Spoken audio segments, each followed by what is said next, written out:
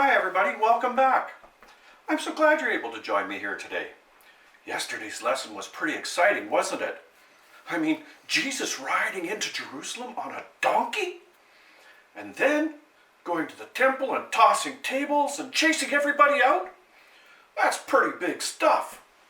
So I was wondering what Jesus plans to do today. Let's find out. See, we catch up with Jesus just after he had cleared the temple and made a bunch of people very upset. The leaders in the temple were really angry at Jesus. They wanted to find a way to get back at him. And even more than that, they wanted Jesus dead, so he wouldn't cause them any more trouble. But they wanted it done quietly and not during the Passover celebration. Because the leaders were afraid of the poor people, because the poor people, they liked Jesus. Pretty sneaky bunch, huh?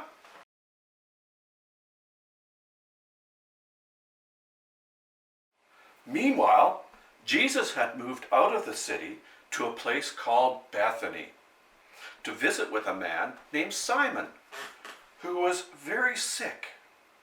And while Jesus and his friends were there, a nice young lady came and poured some very expensive oil on Jesus.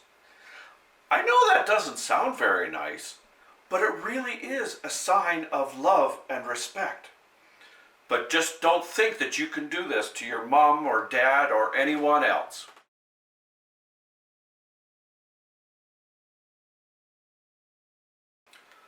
Now, one of the disciples that was there, Judas by name, got very upset because he thought the oil could have been sold and the money given to the poor or to the disciples to look after. See, Judas is a very interesting fellow in the story. There were lots of mysteries about him. He looked after the disciples' money bag and was trusted by all. Except Judas was a dishonest person. Some might say he was a thief. He was also a person who wanted to cause problems for the government. He was a rebel, just like in Star Wars. He saw Jesus as the Messiah who was going to get rid of the government and start things all over. He really didn't get what Jesus was about, did he? See, when Judas complained about the woman, Jesus shushed him and explained that the young lady was blessing him and preparing him for what was to come, Jesus' burial. And none of this sat well with Judas or the other disciples. But Judas was still upset and had some different thoughts about how Jesus and Jesus' mission was supposed to go.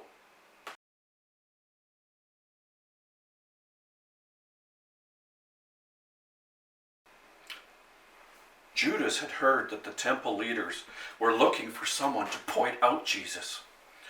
So Judas went to them and struck a bargain to betray Jesus by pointing him out. The deal was made, and the leaders offered Judas 30 pieces of silver, which he took with him in a pouch. Now think about that. That's $20 nowadays. Doesn't seem like very much for turning against a friend or a family member. Judas made a decision that would change everything for Jesus, the disciples, you, and me. But we hear more about Judas in the days to come.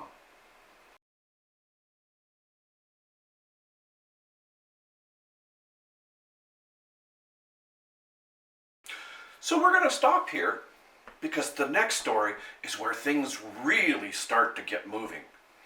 If you're interested in bad guys, though, the story of Judas is very interesting. He was a bad guy with some good intentions. Some of the older children might like to Google Judas Iscariot and learn more. But just like yesterday, I want to end today with the Lord's Prayer. So please bow your head and join with me. Our Father, who art in heaven, hallowed be thy name. Thy kingdom come, thy will be done on earth as it is in heaven. Give us this day our daily bread, and forgive us our trespasses, as we forgive those who trespass against us. Lead us not into temptation, but deliver us from evil. For thine is the kingdom, the power, and the glory, forever and ever. Amen. You guys are really good at this. So thanks for listening today. I look forward to seeing you tomorrow. And by the way, I have a treat for you. Every lesson has a mistake in it. And it's in there for you to find. If you find it, send me an email, and I'll mention you on the video and what you found in the next lesson. So see you tomorrow, and God bless all of you.